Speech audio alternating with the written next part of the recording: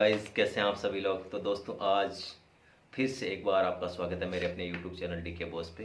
तो दोस्तों, आज जो हमारा सेकंड डे है और इसके बारे में हम बात करेंगे। जो मैंने आपको बताए थे 9 पॉइंट्स सक्सेस के लिए, उनमें से आज हम सेकंड पॉइंट पे विस्तार से चर्चा करेंगे दोस्तों। और मुझे उम्मीद है कि आप लोगों ने भी जो मेरे पॉइंट्स हैं उन पर ध्यान देना शुरुआत कर दी होगी।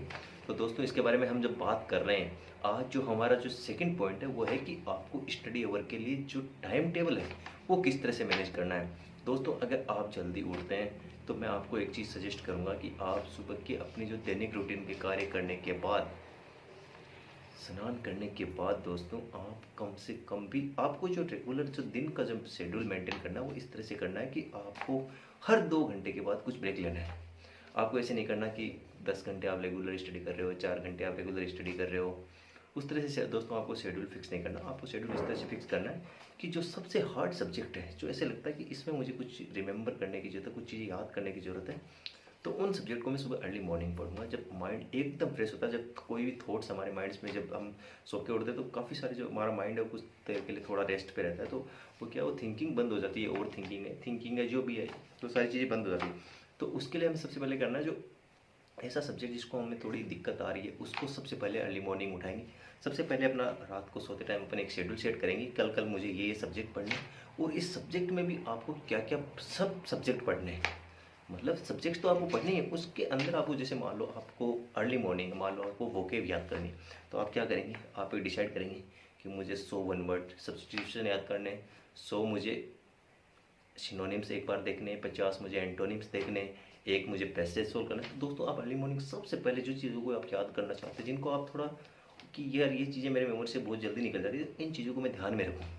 इसी चीज़ को ध्यान में रखते हुए आप सबसे पहले अपना शुरुआत करते हैं 2 घंटे से। आपको 120 मिनट कंटिन्यू टेबल और चेयर पे बैठ के स्टडी करनी है। पहली बात है, आप कभी भी सोते हुए या इस तरह की स्टडी से दोस्तों अवॉइड करें। आपको, आपका प्रॉपर एक शेड्यूल होना चाहिए, आपका प्रॉपर एक रूटीन होना चाहिए कि मुझे इस टाइम ये स्टडी करनी है, और आपका डेली वो रूटीन चेंज नहीं होना चाहिए। जैसे आज आप पहले 2 घंटे में इंग्लिश पढ़ रहे हो, कल आप जीके पढ़ रहे हो, उससे पहले रीजनिंग पढ़ रहे हो, इससे काम चलेगा नहीं दोस्तों। आपका जो शेड्यूल है कि मुझे 2 घंटे सुबह इंग्लिश पढ़नी है, मतलब आपके माइंड को ये पता रहना चाहिए कि उठते ही मुझे इंग्लिश में, और इंग्लिश में भी ये चीज़ पढ़नी है दोस्तों, तब जाके आपका काम होगा। सबसे पहले जो 2 घंटे उनमें आप स्टडी, प्रॉपर स्टडी करें। कुछ इस तरह से आप देखो, ये पेजेज है, आप इन पर नोट्स बनाइए कि मुझे क्या क्या चीज़ें याद हो गई, क्या क्या चीज़ें मुझे और नहीं याद हो रही, उनको दोबारा रिवाइज करना है। ये दोस्तों अपना काम हो गया पहले 2 घंटे का। फिर उसके बाद में आप 10 मिनट का ब्रेक लें। इस ब्रेक में आप कुछ ब्रेकफास्ट कर सकते हैं। जैसे मैं चाय का बहुत बड़ा शौकीन हूँ, तो मैं हर 2 घंटे के बाद चाय पीता था। और मैं आपको भी सजेशन दूंगा कि आप अगर कुछ प्रिपरेशन कर रहे हैं, जब 1 डेढ़ 2 साल है, तो आप अगर चाय कॉफ़ी पीते हैं तो इतना कुछ बहुत बड़ा लॉस नहीं है। फिर आप इन चीज़ों को सबको कम कर सकते हैं, कोई दिक्कत नहीं है। बाकी मेरी जो सक्सेस में बहुत बड़ा रोल है वो चाय का है दोस्तों।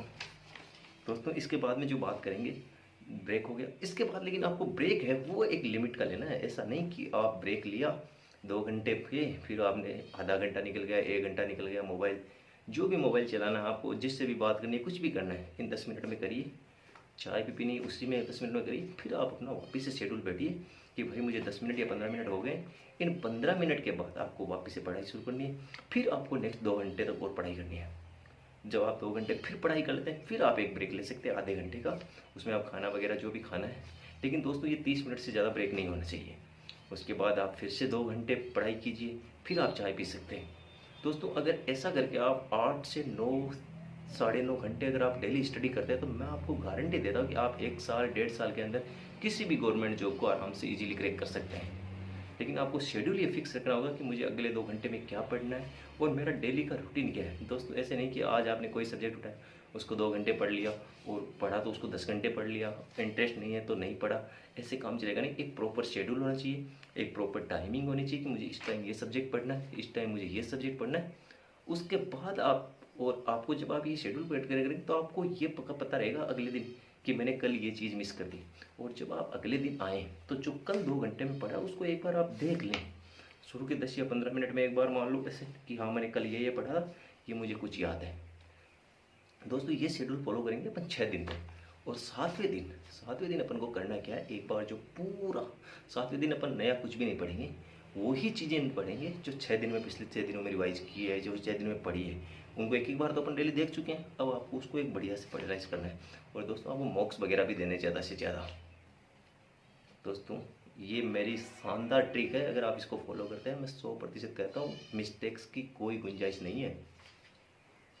और दोस्तों अगर मेरे वीडियोस पसंद आ रहे हैं, मेरे एफर्ट्स आपको पसंद आ रहे हैं, क्योंकि मैं दोस्तों बिल्कुल मैं चाहता हूँ कि जो मिस्टेक्स मैंने की या जो चीज़ें मैंने फेस की आप लोगों को ना फेस करनी पड़े, इसलिए मैं आपके लिए ये सारे वीडियो शेयर कर रहा हूँ। कोई कॉस्ट नहीं है, आप इनको लाइक कीजिए, अपने दोस्तों के साथ शेयर कीजिए और मेरे चैनल को सब्सक्राइब जरूर कीजिए। याद रखिए DK बॉस।